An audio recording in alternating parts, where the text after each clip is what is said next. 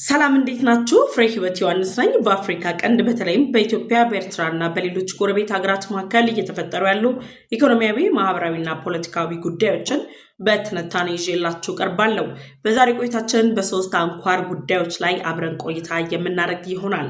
የመጀመሪያው ቀዳሚ አጀንዳችን የኢትዮጵያ መንግስት በተደጋጋሚ በኤርትራ ላይ ኢትዮጵያ የውስጥ ጉዳይ ላይ የኤርትራ መንግስት ጣልቃ እየገባ ነው በማለት ሲያቀርበው የነበረውን ክስ በይፋ የኤርትራን ጣልቃ ገብነት ያረጋገጠ እንዲሁም ደግሞ ኤርትራ የኢትዮጵያን የውስጥ ሰላም በማተረማማት በኢትዮጵያ ውስጥ የሚንቀሳቀሱ የተለያዩ ታጣቂ ቡድኖችን የጦር መሳሪያ ጭምር እያስታጠቀች መሆኑን በይፋ ያረጋገጠ እርምጃ የፌዴራል መንግስት ከሌሎች የጸጥታ አካላት ጋር በጋራ በመሆን ወስዷል።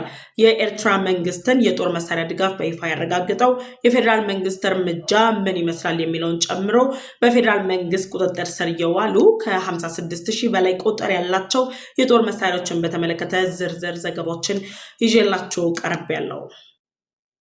ሁለተኛው አጀንዳችን የሚሆነው በመቶ ሺዎች የሚቆጠሩ የጦር ሰራዊት አካላት ስምሪት ተሰጥቷቸዋል። እነዚህ የጦር ሰራዊት አካላት ደግሞ አሁን ላይ የአፍሪካ ቀንድ የውጥረት ማዕከል በሆነችው አገር ላይ የተሰማሩ ናቸው። እነዚህ የጦር ሰራዊቶች ለምን ተሰማሩ፣ ከየትኛው ኃይልስ አገሪቱን ለመከላከል የሚያስችል ስምሪት ነው የወሰዱት በሚለው ጉዳይ ላይ እና የጦር ሰራዊቶቹ መሰማራት በኢትዮጵያ በጅቡቲና በሌሎች የአፍሪካ ቀንድ ሀገራት ላይ የሚፈጥረውን ውጥረት በተመለከተም በዝርዝር አብረን የምናይ ይሆናል። ሶስተኛና የመጨረሻ አጀንዳችን የሚሆነው የጅቡቲ መንግስት በኢትዮጵያ የሚገኙ የአፋር ህዝቦች ላይ የድሮን ጥቃት መክፈቱን የሚገልጹ መረጃዎች እየወጡ ይገኛሉ። ምንም እንኳን መረጃው በጅቡቲም ሆነ በኢትዮጵያ መንግስት በኩል በይፋ እየተገለጹ ባይሆንም የተለያዩ የፖለቲካ ተንታኞች የተለያዩ ትንታኔዎችን እያቀረቡባቸው ይገኛሉ። ታዲያ አንድ የፖለቲካ ተንታኝ ይፋ ያወጣው መረጃን በተመለከተም በዝርዝር ይዤላችሁ ቀርብ ያለው የጅቡቲ መንግስት ስለፈጸመው የድሮን ጥቃትና በየትኛው የድሮን ጥቃት አማካኝነት ጥቃቱ ተፈጸመ በሚለው ጉዳይ ላይ ዝርዝር ሀሳቦችን አስቀምጥላችኋለሁ። ለዩቲዩብ ቻናል አዲስ ከሆናችሁ አሁኑኑ የደወል ምልክቷን ተጭናችሁ ቻናሌን ሰብስክራይብ ማድረግ ቤተሰብ እንድትሆኑ ጋበዝኳችሁ። ቻናሌን ሰብስክራይብ አድርጋችሁ ቤተሰብ ከሆናችሁ ደግሞ ላይክ እና ሼር በማድረግ ለወዳጅ ዘመዶቻችሁ እንድታጋሩ ጠይቃችኋለሁ። አብራችሁ ቆዩ። ወደ ቀዳሚው አጀንዳችን ተሻገርኩ። የመጀመሪያው ቀዳሚ አጀንዳችን የሆነው የኢትዮጵያ መንግስት በተደጋጋሚ በኤርትራ ላይ የሚመሰርተውን ክስ መነሻ በማድረግ ኤርትራ በተለያዩ መንገዶች በኢትዮጵያ የውስጥ ጉዳይ ላይ ጣልቃ እየገባች እንዳልሆነ ብትገልጽም ዓለም አቀፉ ማህበረሰብን ጨምሮ የተለያዩ የሚዲያ ተቋማትና ፖለቲከኞች አሁን ላይ ኤርትራ በኢትዮጵያ የውስጥ ጉዳይ ላይ ጣልቃ በመግባት የተለያዩ የጦር ትንኮሳዎችን እያደረገች መሆኗን የሚያረጋግጡ መረጃዎችን ይፋ እያወጡ ይገኛሉ። የኤርትራው ፕሬዝዳንት ኢሳያስ አፈወርቂ ዶክትሪን ተብሎ የሚነገረው የኢትዮጵያን የውስጥ ሰላም በማተረማመስ በስልጣን ላይ የመቆየት እቅዳቸውን ለማሳካት ሲሉ የኤርትራው ፕሬዝዳንት ኢሳያስ አፈወርቂና በእሳቸው መንግስት ስር የሚገኙ ባለስልጣናት የኢትዮጵያን የውስጥ ኃይሎች እንደ ታጣቂው የፋኖ ኃይል እንዲሁም ደግሞ ኦነግ ሸኔና የህወሓት ቡድንን ጭምር በመጠቀም ኢትዮጵያን ለማተረማመስና በኢትዮጵያ ውስጥ ያሉ ግጭቶች በኢትዮጵያ መንግስት የሚፈቱ ሳይሆኑ የሌሎች ጣልቃ ገብነት የሚያስፈልጋቸው ጉዳዮች አድርጎ ለማሳየት እየተፈጠሩ ያሉ ግጭቶችን ለማግዘፍና መላው ኢትዮጵያን ደግሞ በግጭት በውጥረት ውስጥ ለመክተት በሚያደርጓቸው ጥረት ላይ የሻዕቢያ መንግስት ወይም ደግሞ የኤርትራ መንግስት ከፍተኛ ቁጥር ያላቸው የጦር መሳሪያዎችን ለአማራ ፋኖ ታጣቂዎች ሊያደርስ ሲል በቁጥጥር ስር በፌዴራል ፖሊስ እና በሌሎች የጸጥታ ኃይል አካላት መዋሉ ተነግሯል። የኤርትራ መንግስት እንግዲህ የኤርትራው ፕሬዝዳንት ኢሳያስ አፈወርቂ ዶክትሪን ተብሎ ከሚነገሩት መካከል የሆነው የኢትዮጵያን የውስጥ ሰላም በማተረማመስ በስልጣን ላይ የመቆየት እቅዳቸውን ለማሳካት በትግራይ ክልል የሚንቀሳቀሰው ህወሓት ጋር ጸምዶ የሚል ወታደራዊ ጥምረት ጭምር ፈጥረው የትግራይ ክልልን ለሁለተኛ ዙር ጦርነት ለማጋለጥ እንዲሁም ደግሞ በቲፒኤልኤፍ እና በፌዴራል መንግስቱ መካከል የተደረሰው የፕሪቶሪያው ስምምነት ተፈጻሚነት እንዳይኖረው በሁለቱ አካላት መካከል ሰላምና መግባባት እንዳይፈጠር ያለው ፍላጎት ለማሳጋት የኤርትራ መንግስት ለከፍተኛ የህወሓት አመራሮች የጦር ስልጠና ከመስጠት የጦር መሳሪያ እስከማስታጠቅ እንዲሁም ደግሞ በአስመራ እንዲሸሸጉ ሚስጥራዊ የተባሉ ስብሰባዎችን ሚስጥራዊ የተባሉ የጦር ስምሪቶችን ጭምር በአስመራና በሌሎች የኤርትራ ከተሞች ጭምር እንዲያደርጉ የተለያዩ መንገዶችን እያመቻቹላቸው መቆየታቸው በተደጋጋሚ ሲነገር ቆይቷል። ታዲያ የኤርትራ መንግስት የኢትዮጵያን የውስጥ ሰላም ማተረማመስ የመጀመሪያ ቀዳሚ አጀንዳ አድርጎት እንደሚንቀሳቀስ ደግሞ በይፋ ያረጋገጠው በኢትዮጵያና በግብጽ መካከል ያለው ውጥረት ተባብሶ የግብጽ መንግስት በኢትዮጵያና በአባይ ውሃ ላይ ያለውን የጋራ መግባባት ላይ መድረስ የማይቻል ከሆነና የቀኝ ግዛቱ ስምምነት ተፈጻሚነት የማይኖረው ከሆነ ግብጽ በኢትዮጵያ ላይ የጦር እርምጃ ጭምር እንደምትወስድ በገለጸች ማግስት የኤርትራው ፕሬዝዳንት ኢሳያስ አፈወርቂ ለግብፁ ፕሬዝዳንት አብዱል ፈታህ አልሲሲ በሰጡት ምክር አዘል መልእክት ኢትዮጵያን ለማጥቃት ወይም ደግሞ ኢትዮጵያ ላይ የበላይ ለመሆን ኢትዮጵያን ለማሸነፍ የሚያስችለው ስትራቴጂካዊ አካሄድ የኢትዮጵያን የውስጥ ኃይሎችን በመጠቀም ውስጣዊ ሰላሟን ማተረማመስ ያንን ደግሞ ኃላፊነት በመስጠት መንግስት የውስጣዊ ሰላሙን በመፍታት ላይ ብቻ እንዲያተኩር አድርጎ ግብጽ አስፈላጊ የሆነ እቅዷን እንድታሳካ የሚያስችል ጥቆማዎችን ጭምር ከወደ ኤርትራ እንደተሰጣቸው በተለያዩ ጊዜያት ተገልጿል። ታዲያ የኤርትራ መንግስት በትግራይ ክልል ከሚንቀሳቀሰው ህዋት ጋር ጽምዶ የሚል ጥምረት ፈጥሮ እየተንቀሳቀሰ ባለበት በዚህ ወቅት ላይ የህዋት ቡድን እየተዳከመ መጥቷል። እርስ በርስ የህዋት የጦር ጀነራሎች በራሳቸው እርስ በርስ በሐሳብ ልዩነት በመከፋፈል ጭምር እንደ ሀራ መሬት ያሉ ሌሎች የህዋትን ኃይል የሚቃወሙ ኃይሎችን በትግራይ ክልል እየተፈጠሩ ነው ያሉት። በትግራይ ክልል ያሉ የፖለቲካ ፓርቲዎች በራሳቸው ህዋት እያደረገ ያለው እንቅስቃሴ ተገቢነት የሌለውና የትግራይ ህዝብን የማይጠቅም የትግራይ ህዝብን የማይበጅ መሆኑን በመግለጽ ጭምር ህዋት ላይ ተቃውሟቸውን እያሰሙ ባሉበት በዚህ ወቅት ላይ ከህዋት ጋር ያለው አካሄድ የሻዕቢያ መንግስት ኢትዮጵያን ለማበጣበጥ ያወጣውን እቅድ ለብቻው ሊያሳካ የሚቻልበት መንገድ ባለመኖሩ አሁን ላይ ደግሞ በአማራ ክልል የሚንቀሳቀሰው የአማራ ፋኖ ታጣቂ ቡድንን ደግሞ በጦር መሳሪያ ጭምር በመደገፍ የተለያዩ እንቅስቃሴዎችን ለማድረግ የተለያዩ ጥረቶች መጀመራቸውን የሚገልጹ መረጃዎችም እንግዲህ ይፋ እየወጡ ይገኛሉ። የኤርትራ ቡድን አሁን ላይ ደግሞ የሻዕቢያ መንግስት ባለስልጣናት እያደረጉት ባሉት የኢትዮጵያን ውስጣዊ ኃይሎችን በመጠቀም የጦርነት አዋጅን በማወጅ ኢትዮጵያን የማበጣበጥ እቅዳቸውን ለማሳካት እያደረጉት ባሉት እንቅስቃሴ ላይ ህዋትን ዋነኛ መጠቀሚያ ሰንሰለታቸው አድርገው አስመራ ላይ ባድመ ላይ በሚስጥራዊ መንገድ ሲያደርጓቸው የነበሩ ኢትዮጵያን የማፈራረስ አጀንዳዎችን እንዲሁም ደግሞ በሱዳን ድንበር ላይ ሲያሰለጥኗቸው የነበሩ ከፍተኛ ቁጥር ያላቸው የህዋት ታጣቂዎችን ጨምሮ አሁን ላይ ደግሞ 56 ሺህ በላይ የሚሆኑ አደገኛ የሚባሉ የጦር መሳሪያዎችን ሻዕቢያ በህዋት በኩል አድርጎ ህዋት ለአማራ ክልል ለሚንቀሳቀሰው የአማራ ፋኖ ታጣቂ ቡድን ለማስታጠቅ ከፍተኛ ጥረት ሲያደርጉ በፌደራል መንግስት እና በሌሎች የጸጥታ አካላት እርምጃ አማካኝነት እንግዲህ በቁጥጥር ስር መዋሉ ነው የተገለጸው። ታዲያ የሻዕቢያ መንግስት በወሰደው እርምጃ በነገራችን ላይ እየተደረገ ባለው እንቅስቃሴ ከቀናት በፊት የተለያዩ በትግራይ ክልል የሚገኙ መቀለ ከተማን ጨምሮ በሌሎች የትግራይ ክልል መዳረሻዎች ላይ የሚገኙ የትግራይ ተወላጆች በአካባቢው ያሉ የዓይን እማኞች እንደገለጹት ከሆነ ከአስመራ ከተማ መነሻቸውን ያደረጉ ከፍተኛ የሆኑ የጭነት መኪናዎች ወደ ትግራይ ክልል መግባታቸውን ገልጸዋል። እነዚህ የጭነት መኪናዎችም ታዲያ የጦር መሳሪያዎችን ጭምር ጭነው እንደነበረ ነው ሲገልጹ የነበረው። ታዲያ እነዚህ ሁሉ የነበሩ እንቅስቃሴዎች ደግሞ መዳረሻቸው አማራ ክልል ወልዲያ ላይ ሆኗል ማለት ነው። እንግዲህ የሻዕቢያ መንግስት የኢትዮጵያን የውስጥ ሰላም ለማተራመስ በሚያደርገው እንቅስቃሴ አስመራና ባድሜ ላይ ሲያደርገው የነበረው ምክክር በተለያዩ መንገዶች የፌደራል መንግስቱ በቀጥታም ሆነ በተዘዋዋሪ መንገድ የከፈቷቸውን ፕሮፓጋንዳዎች ሁሉ በማፍረስ ህዋትንም ሆነ የአማራ ፋኖን ኦነግ ሸኔን በመጠቀም ኢትዮጵያን ማፍረስ እንደማይችሉ አሳይቷቸዋል።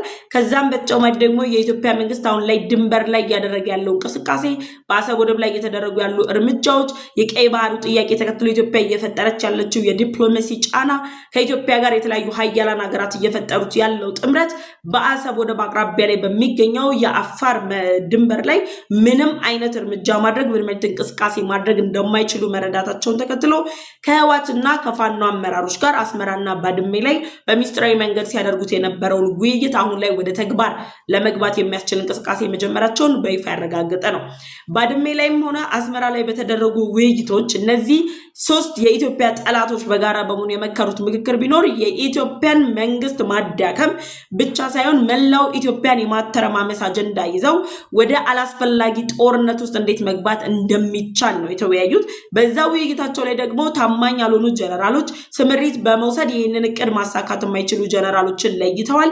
የኤርትራ የፊት ጀነራሎች የኤርትራን ጦር የሚመሩ ጀነራሎች የእነዚህን ሶስቱን የህዋት የአማራ ፋኖና የሻዕቢያን ጥምረት በበላይነት እንዲመሩና እንዲዘውሩ ጭምር የሚያስችል የሚያስችሉ ስምሪቶች ተሰጥቶ እንግዲህ ወራት ተቆጥረዋል። ከዚህ ስምሪት በኋላ የሻዕቢያ መንግስት 56000 የሚጠጉ የጦር መሳሪያዎችን ለፋኖ ለማስታጠቅ በመፈለጉ ምክንያት በቀጥታ አማራ ክልል የሚገቡበት አማራጭ ስለሌላቸው ለህዋት በመላክ ህዋት ከመቀለ ከተማ የተቀበለውን የጭነት መኪና ወደ ሸዋሮቢት ለመውሰድ በሸዋሮቢት ለሚገኘው የአማራ ፋኖ ለማስታጠቅ በሚደረገው ጥረት ላይ በወልዲያ ከተማ ላይ በነበረው የፍተሻ ጣቢያ ላይ ወይም ደግሞ የፍተሻ ማዕከል ላይ የፌዴራል ፖሊስና የክልሉ የጸጥታ አካል እንዲሁም ደግሞ ሌሎች የጸጥታ አካላቶች በተሳተፉበት ኦፕሬሽን በቁጥጥር ስር መዋሉ ነው የተነገረው።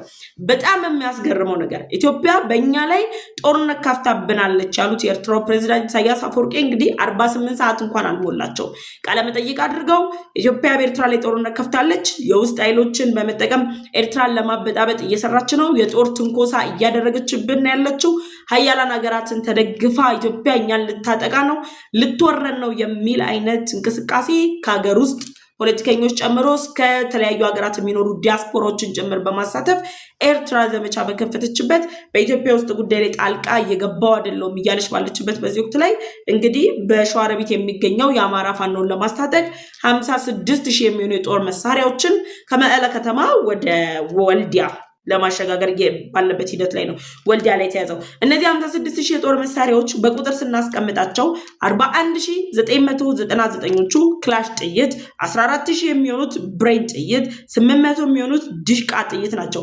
በድምሩ 56799 የሚሆን የጦር መሳሪያዎችን የሻዕቢያ መንግስት ኮድ 3 በሆነ አዲስ አበባ B94744 የሚል ታርጋ ባለው የጭነት መኪና በብሎኬት እና በሲሚንቶ ሸፍኖ ወደ ሸዋሮቢት እንዲጓጓዝ ሲያደርጉ በነበረበት ወቅት በተሰራው ኦፕሬሽን ያንን ኦፕሬሽን ሲያስተባብሩ የነበሩ 2 ግለሰቦች ጭምር ተይዘው ማን እንደላካቸው ስምሪቱን ከየት ተቀብለው ምን እንደሚያጓጉዙ በቀረበላቸው ጥያቄ አማካኝነት ተልኮ የተሰጠው ከኤርትራ መሆኑን የተልኮ አስፈጻሚ ደግሞ ህዋትና የዚህ ተልኮ የመጨረሻ ታርጌት ወይም ደግሞ ተቀባይ የሆነ ደግሞ የአማራ ፋኖ መሆኑን በይፋ የተረጋገጠበት አይነት ክስተት ነው።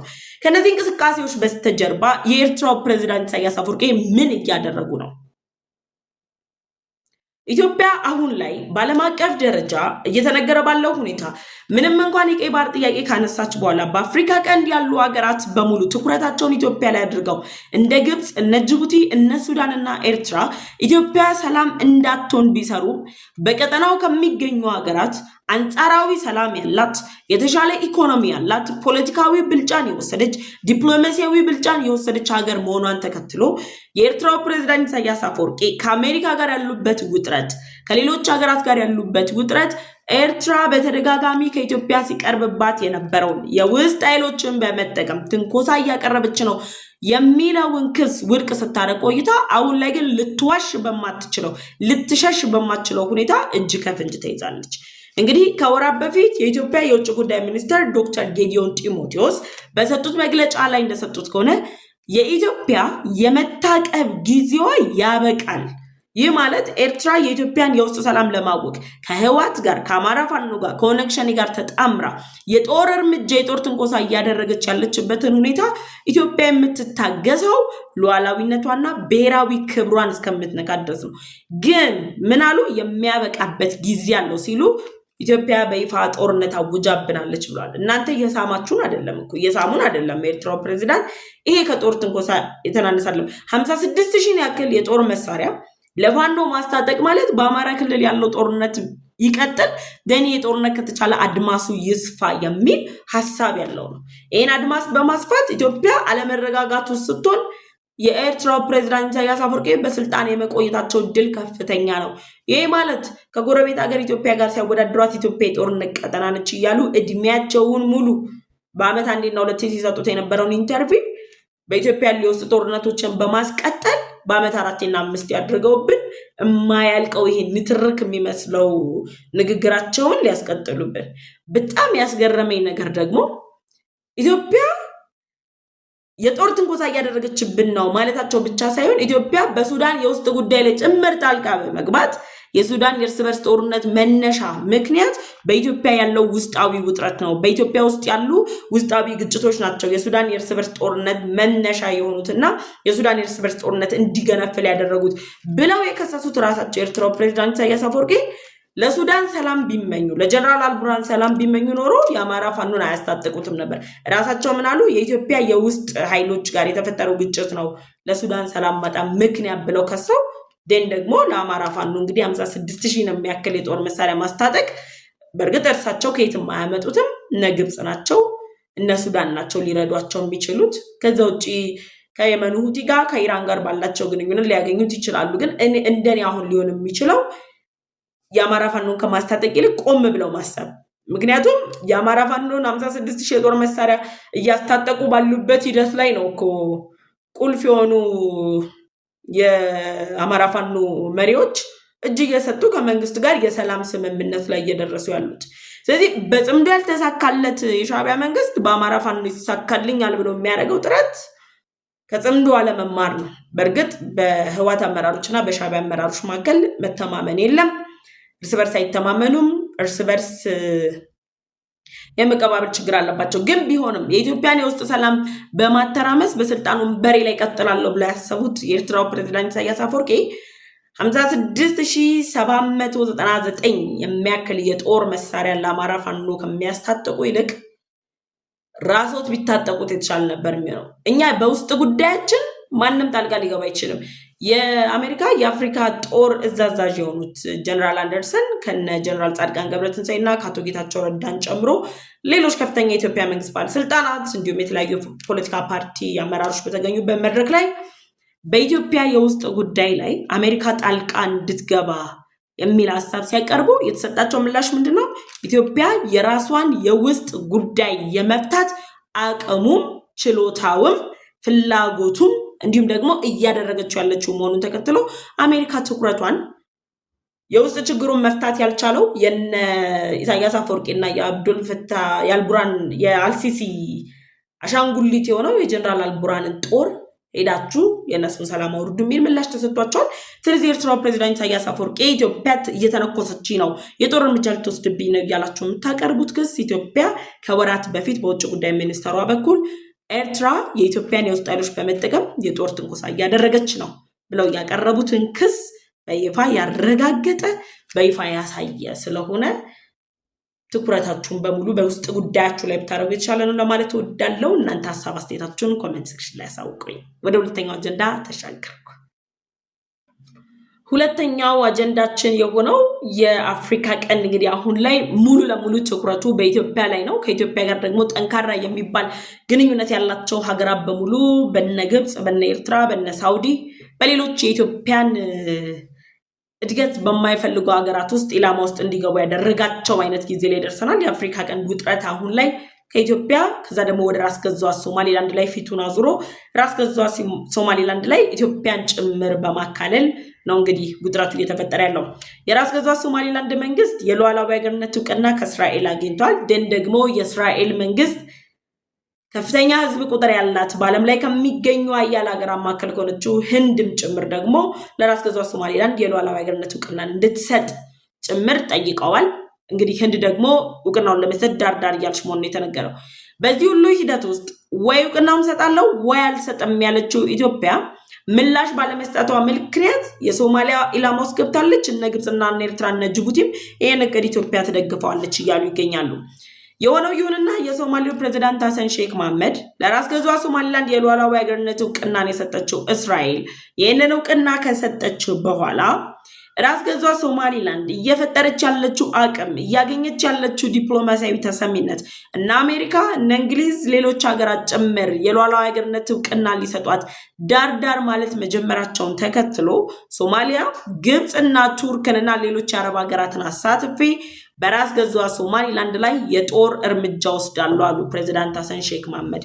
በድፍረት የተናገሩት በነገራችን ላይ የጦር እርምጃ ወስዳሉ በጦርነት ስልጣን ላይ ለመቆየት የሚያስቡ መሪ መሆናቸውን በይፋ ያሳዩበት በጦርነት ስልጣን ላይ ከመቆየት ባለፈ ደግሞ ከአጋሮቻቸው ጋር የጦርነት ጥምረት እንዳላቸው በይፋ ያሳዩበት አይነት እንቅስቃሴ ነው። ግን ወደ ጦርነት እርምጃ ውስጥ ያለው ከማለት በስተጀርባ ከማን ጋር ነው ጦርነት ውስጥ የሚገቡት የሚለው ጉዳይ ላይ አላዩትም። ከእስራኤል ጋር ግጭት ውስጥ ለመግባት ቱርክንና ግብፅን ሌሎች የአረብ ሀገራትን አስተባብሬ ጦር እርምጃ ወስዳለሁ ነው ያሉት። በዚህ ሂደት ውስጥ የሶማሌው ፕሬዚዳንት ሀሰን ሼክ መሐመድ ኢትዮጵያ በይፋ አቋሟን እስካላስቀመጠች ድረስ በሚል ይመስላል የተባበሩት አረብ ኤምሬት ከኢትዮጵያ የተከራየውን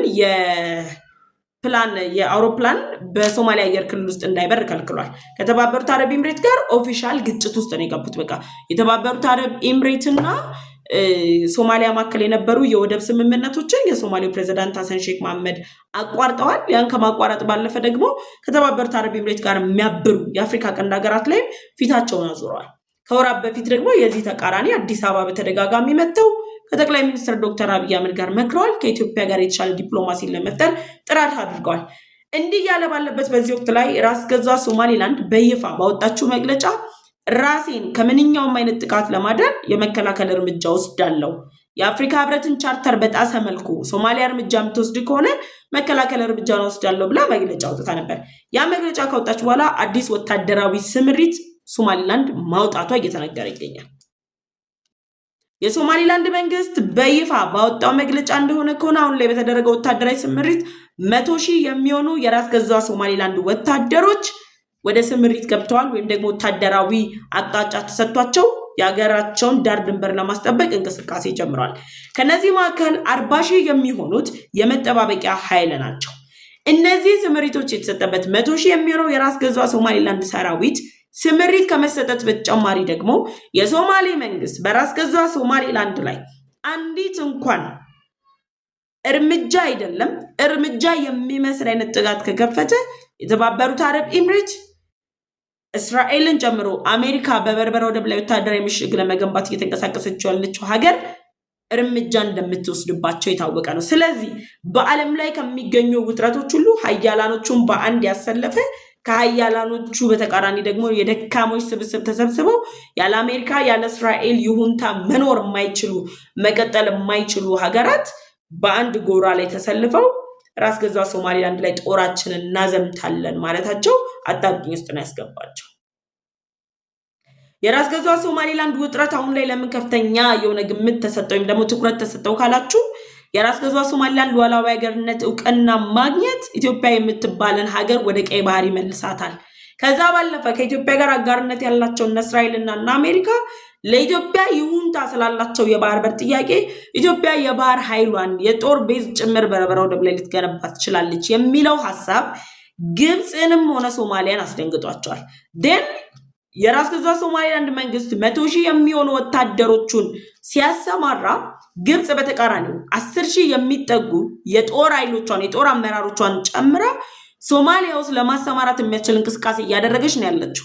ይህን የምታደርግበት ዋነኛ ምክንያት የራስ ገዟ ሶማሊላንድን የሉዓላዊ ሀገርነት እውቅና ማደናቀፍ፣ ደን ደግሞ የሶማሌው ፕሬዚዳንት እንደፈለጉ ሊያዟቸው የሚችሉ ቋሚ አቋም የሌላቸውን ሀሰን ሼክ መሐመድን በስልጣን በማቆየት ኢትዮጵያ የምትባል ሀገር ወደ ቀይ ባህር እንዳትጠጋና ከፍተኛው ዋጋ ከፍሎ የኢትዮጵያ ጦር እንደ ሀገር እያስቀጠላት ያለችው ሶማሊያን የማፈራረስ አጀንዳ ስላላት ነው ግብፅ።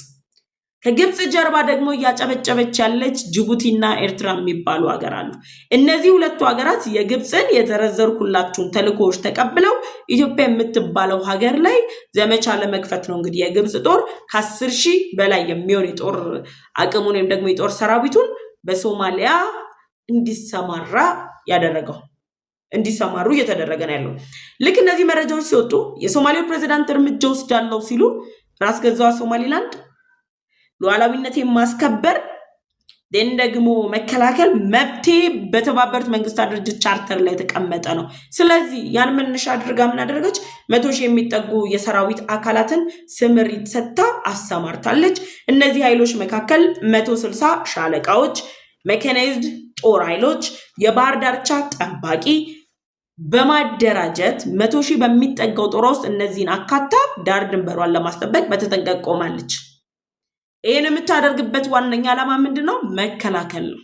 ስለዚህ ሶማሊያ በስተትም ሆነ አውቃም ሆነ ሳታቅ የትኛውንም አይነት የጦር እርምጃ አይደለም የጦር ትንኮሳ በራስ ገዟ ሶማሌላንድ ላይ የምትወስድ ከሆነ በተጠንቀቅ የቆመው 100,000 የሚሆነው የተለያዩ የጦር ክፍል ሚና ያለው የሶማሌላንድ የጦር ሰራዊት የሚወስደውን እርምጃ ሐሰን ሼክ መሐመድ ሊቋቋሙት የሚችሉት ሳይሆን ብቻ ከእሳቸው ጋር አብረው በአፍሪካ ቀንድ ላይ ውጥረትን እየፈጠረች ያለችው ሳውዲ ሌሎች ሀገራት ጭምር አጣብቂኝ ውስጥ ይገባሉ። እስራኤልን በዚህ እርምጃ አካል አድርጋ እርምጃ ትወስድባቸዋለች። ስለዚህ ኢትዮጵያ ወደ ቀይ ባህር አትገባም ብላችሁ የምትቱትን ዛቻ ተዉትና ለራስ ገዟ ሶማሌላንድ የተሰጣትን የሉዓላዊ ሀገርነት እውቅና ለወንድማማቻዊ እድገት ተቀበሉት። የራስ ገዟ ሶማሌላንድ ፕሬዝዳንት እንግዲህ በተደረገላቸው ቃለ መጠይቅ እንደገለጹት ከሆነ እኛ ለኢትዮጵያ አሁን ላይ የሚያስፈልጋትን መሰረታዊ ነገር በእጃችን ይዘናል። የባህር በር አለን። ኢትዮጵያ ለኛ የሉዓላዊ ሀገርነት እውቅና ትሰጠናለች፣ እኛ ደግሞ የባህር በር እንሰጣታለን። ምክንያቱም በአፍሪካ ቀንድ ላይ ሀያል ሀገር ኢትዮጵያ ነች። በጦር አቅሟ፣ በኢኮኖሚዋ፣ በፖለቲካዋ፣ በዲፕሎማሲዋ ተሰሚነት ያላትን ሀገር ገፍተን እንደ ሀገር መቆሟ ጥያቄ ምልክት ውስጥ ያለችው ያለ ሌሎች ሀገር እርዳታ መቆም የማትችለው ሶማሊያን አጋራችን አድርገን ኢትዮጵያን ልንገፋት አንችልም ነው በቃ ኦቨርኦል። ስለዚህ የራስ ገዟ ሶማሌላንድ መንግስት በሰጠው ስምሪት 100,000 የሚጠጉ ሰራዊቶችን አሰማርቷል። የሀገሪቱን ዳር ድንበር እየጠበቁ ይገኛሉ። የሶማሌው ፕሬዝዳንት ሐሰን ሼክ መሐመድን ጨምሮ የግብፁ ፕሬዝዳንት አብዱል ፈታህ አልሲሲ እንግዲህ ሞክሩ አወዳደቃችሁን እግዚአብሔር ያሳምርላችሁ፣ ፈጣሪ ያሳምርላችሁ ነው የሚባለው። ኢትዮጵያን እናገኛለን ብላችሁ መቀመቅ እንዳትወርዱ ነው መልእክቱ። በዚህ ጉዳይ ላይ ሀሳብ አስተያየታችሁን ኮሜንት ሴክሽን ላይ አስቀምጡልኝ። ወደ መጨረሻውና ሶስተኛው አጀንዳችን ተሻገርኩ። ሶስተኛውና የመጨረሻው አጀንዳችን የሚሆነው የጅቡቲ መንግስት ከኢትዮጵያ ጋር የገባበትን የቀይ ባህር ውጥረት ተከትሎ ቱርክ ሰራሹን ባይራክታር TB2 የጦር ድሮን በመጠቀም በአፋር ህዝቦች ላይ ጥቃትን ሰንዝሯል የሚሉ መረጃዎች ይፋ እየወጡ ይገኛሉ። ይህ መረጃ በጅቡቲ መንግስት በኩልም ሆነ በኢትዮጵያ መንግስት በኩል በይፋ የተረጋገጠ ጉዳይ ግን አይደለም። ነገር ግን የተለያዩ የውስጥ አዋቂ ምንጮችን ጨምሮ የተለያዩ የቀጠናው ፖለቲከኞች እየገለጹት ባሉት መረጃ መሰረት የጅቡቲ መንግስት በይፋ ጥቃቱን ፈጽሞታል። ከዚህ ጥቃት በስተጀርባ ምን የፖለቲካ እንድምታ አለው፣ እንዲሁም ደግሞ የዚህ ጥቃት ዋነኛ ማጠንጠኛ ዓላማ ምንድን ነው የሚለውን በዝርዝር ይዤላችኋለሁ። ከዚህ የጅቡቲ ጥቃት ጋር በተያያዘ ታዲያ በአፍሪካ ቀንድ ላይ ታዋቂ የሆነው የፖለቲካ ተንታኝ ረሺድ አብዲ የተለያዩ መረጃዎችን አውጥቷል። ረሺድ አብዲ ያወጣው መረጃ ላይ እንደገለጸው ከሆነ የጅቡቲ መንግስት በይፋ በአፋር ህዝቦች ላይ ይህንን ጥቃት ሰንዝሯል። ይህ ጥቃት የመጀመሪያ እንዳልሆነና ጥቃቱ ደግሞ ድግግሞሽ እንዳለው ጭምር ነው የተገለጸው። ታዲያ አሁን ላይ የጅቡቲ መንግስት ይህንን ጥቃት ለምን ፈጸመ? ኢትዮጵያ ከጅቡቲ ጋር ያላትን የዲፕሎማሲ ግንኙነት ለማሳደግ እና እንደ አዲስ ለመጀመር የሚያስችሉ ከግብጽ ጋር የተደረሱ የወደብ ስምምነቶች የተባበሩት አረብ ኤምሬት ከጅቡቲ ለቃ መውጣትን ተከትሎ የኢትዮጵያው ጠቅላይ ሚኒስትር ዶክተር አብይ አህመድ እንግዲህ ጅቡቲ ድረስ በማቅናት የግብጽና የጅቡቲ የትኩረት ማዕከል የነበረው የዶራሌ ወደብ ላይ ጭምር በመሄድ ከጅቡቲው ፕሬዝዳንት ኦማር ጊሌ ጋር መክረዋል፣ ደግሞ ምክክር አድርገዋል የሚሉ ሁነቶች ተከስተው ነበር በጅቡቲ። እነዛ ሁነቶች ከተከሰቱ በኋላ ግን ጅቡቲ አሁን ላይ ባለው አሁናዊ ሁኔታ አማካኝነት ኢትዮጵያ ለራስ ገዟ ሶማሌላንድ የተሰጣትን የሉዓላዊ ሀገርነት እውቅናን መነሻ አድርጋ ሙሉ ለሙሉ ትኩረቷን በበርበራ ወደብ ላይ ታደርጋለች። ከዛም በተጨማሪ ከኬንያ ጋር ከደቡብ ሱዳን ጋር ያላትን ግንኙነት በማሳደግ ደግሞ ህንድ ውቅያኖስን የመጠቀም እድሏ ሰፊ ነው። ይህ ደግሞ ጅቡቲ በኢትዮጵያ የገቢ ወጪ ንግድ እንቅስቃሴ ልታገኝ የሚገባትን ወይም ደግሞ የምታገኘውን የኢኮኖሚ ጥቅም ያሳጣታል። ከዛም በተጨማሪ ኢትዮጵያ ወደቡን ለቃ በምትወጣበት ጊዜ ላይ ጅቡቲ ስትራቴጂካዊ አጋር ለመሆን የምታደርገው ጥረት ይደናቀፋል። የፖለቲካ ጫና፣ የዲፕሎማሲ ጫናን መፍጠር አትችልም የሚሉ ሀሳቦች እየተነሱ ባሉበት በዚህ ወቅት ላይ የጅቡቲው ፕሬዝዳንት ኦማር ጊሌ እንግዲህ በአፋር ክልል ኤላዳር ወረዳ ላይ ነው እንግዲህ ቱርክ ሰራሹን ባይራክታር TB2 ድሮን በመጠቀም ጥቃቱ እንደተፈጸመ የተነገረው። የጅቡቲ መንግስት ምንም እንኳን ይህንን ጥቃት ቢፈጽምም የፈጸመው በጅቡቲ አፋሮች ላይ ነው። በነገራችን ላይ የጅቡቲ አፋሮች፣ የኤርትራ አፋሮች እንዲሁም የኢትዮጵያ አፋሮች ደግሞ በጋራ በመሆን አሁን ላይ ያለው የአፍሪካ ቀንድ ውጥረት እንዲሁም ደግሞ በቀይ ባህር ዳርቻ ላይ እየተፈጠረ ያለው ውጥረትን ተከትሎ የኢራንና የሁቲ አማጽያን ኃይሎች ሊወስዷቸው ይችላሉ ተብሎ የሚፈሩት እርምጃዎች አማካኝነት እስራኤል ከጎናቸው እንድትሰለፍ እስራኤል ይህንን ቡድን እንድትደግፍ ጭምር ጥሪ አቅርበዋል ከቀናት በፊት።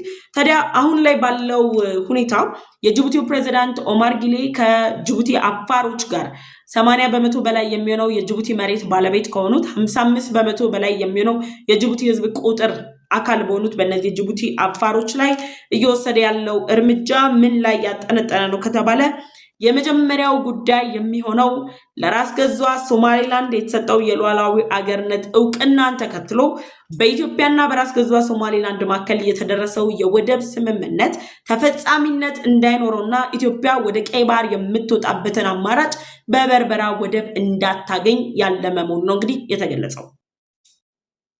የጅቡቲ መንግስት ኢትዮጵያን ከቀይ ባህር ለማራቅ ከሚንቀሳቀሱ አካላት መካከል በግንባር ቀደምትነት የሚጠቀስ ሲሆን ይህም ደግሞ ኢትዮጵያ በራስ ገዟ ሶማሊላንድ አማካኝነት ወደ ወደብ እንዳትሄድ ለራስ ገዟ ሶማሊላንድ የተሰጠው የሉዓላዊ አገርነት እውቅናን ተከትሎ እነ እስራኤል እነ አሜሪካ የተባበሩት አረብ ኤሚሬት እነ ህንድ ሌሎች የዓለማችን ሀያላን ሀገራት ጭምር ራስ ገዟ ሶማሊላንድን ስትራቴጂካዊ አጋራቸው አድርገው ልታገኝ የምትችለው ጥቅም ጅቡቲ እድሜዋን ሙሉ ልታገኝ ያልቻለችውን ጥቅም መሆኑን ተከትሎ የጅቡቲ መንግስት የወደብ ስምምነቱ ተፈጻሚነት በተጨማሪ ራስ ገዟ ሶማሊላንድ ስትራቴጂካዊ አጋር ሆና የቀይ ባህር ዳርቻዋ ደህንነት የሚጠበቅ ከሆነ የየመን አማጽያን ቡድንን ጨምሮ የተለያዩ አማጽያን ቡድን በጅቡቲ የቀይ ባህር ዳርቻ ላይ እንቅስቃሴ በማድረግ ጅቡቲን በሽብር ቡድን ሊያተራምሷት ይችላሉ የሚለው ስጋት የጅቡቲው ፕሬዝዳንት ኦማር ጊሌ እንግዲህ የራስ ገዟ ሶማሊላንድ ስምምነት ውድቅ እንዲያደርጉና ኢትዮጵያም ደግሞ የዚህ ተጠቃሚ እንዳትሆን ጭምር ለማድረግ እየሰሩ ይገኛሉ።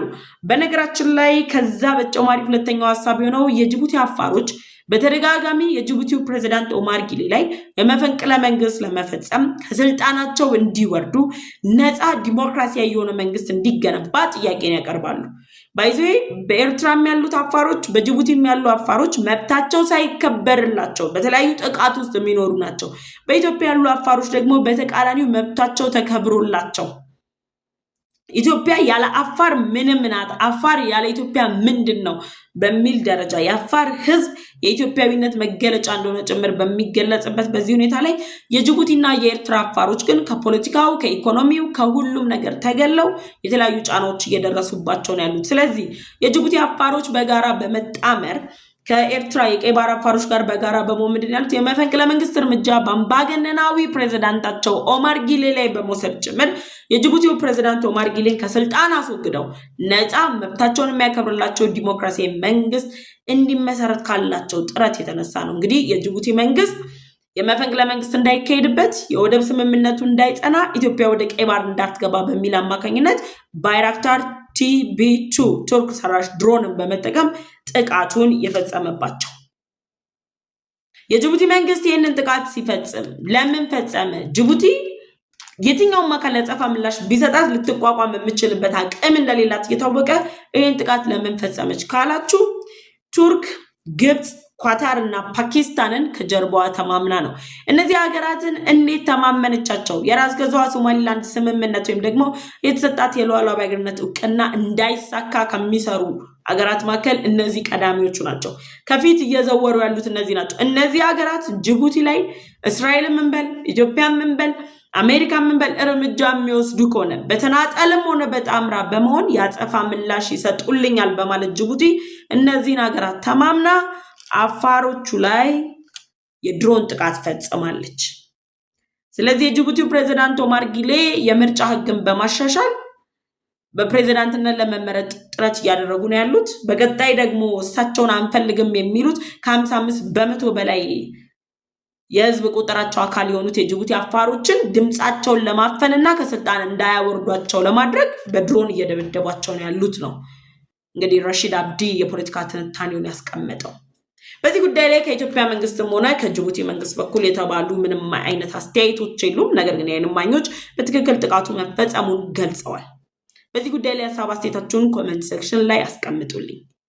አብሬያችሁ የቆየሁት እኔ ፍሬ ህይወት ዮሐንስ ነበርኩኝ። ለዩቲዩብ ቻናል አዲስ ከሆናችሁ የደወል ምልክቷን ተጭናችሁ ቻናሌን ሰብስክራይብ፣ ቪዲዮን ላይክ በማድረግ ቤተሰብ እንድትሆኑኝ ጋብዛችኋለሁ። በቀጣይ በሌሎች ፕሮግራሞች ተመልሼ እመጣለሁ። መልካም ጊዜ፣ መልካም ቆይታ።